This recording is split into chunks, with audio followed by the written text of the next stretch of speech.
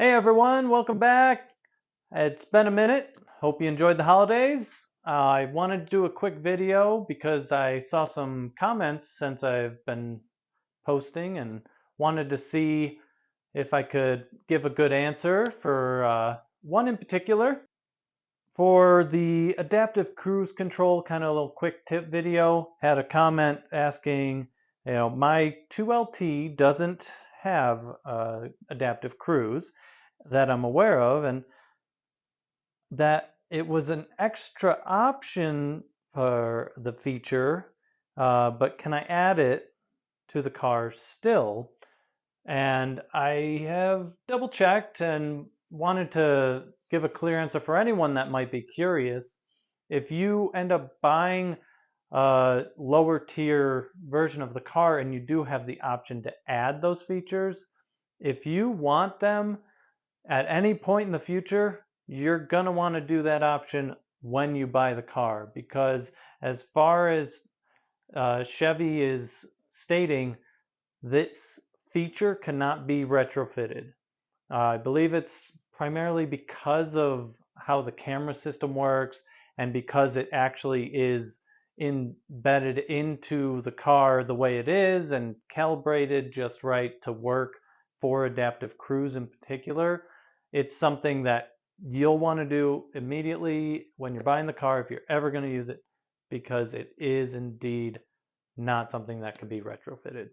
Now, it's a great question because you would think if it has at least the backup camera or certain cameras, it might work. But without the full camera array, having the back, the front in particular, the mirror cameras as well, the side ones, it just doesn't seem like it can be just simply turned on, and not even something that can be physically added later. You'd have to do like a third party, aftermarket system, which is less likely to work quite as well as the built-in one.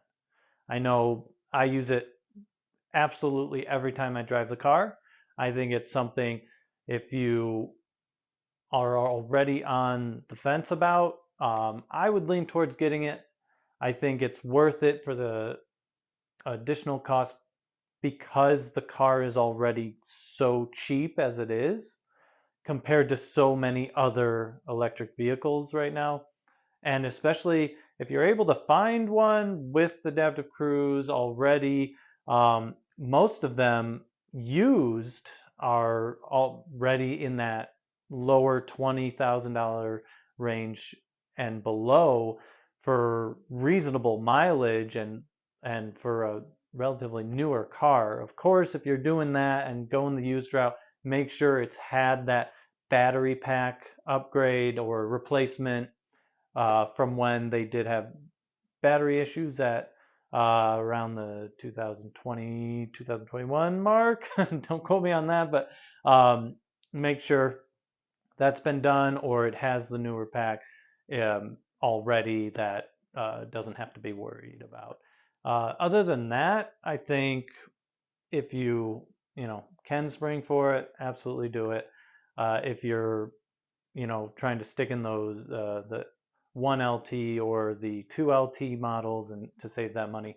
Otherwise, if you're going to that uh, premium version, that premier model, you're going to have Super Cruise and Adaptive Cruise and so many more features already kind of in that higher tier package. So you don't have to worry, and it's kind of embedded in that overall cost anyways. So you might as well enjoy that if you're going that far.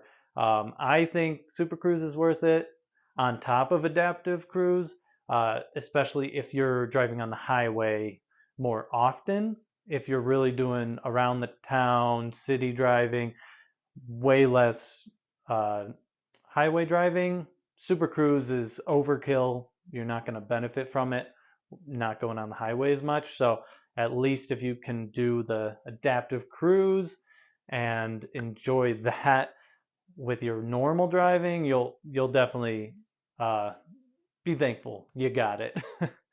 uh, Past that, otherwise, I think this was a great question. It was something I was actually curious about when I saw it, and I hope it helps for you to hear as well. And otherwise, as always, thanks for watching the Thunderbites. Later.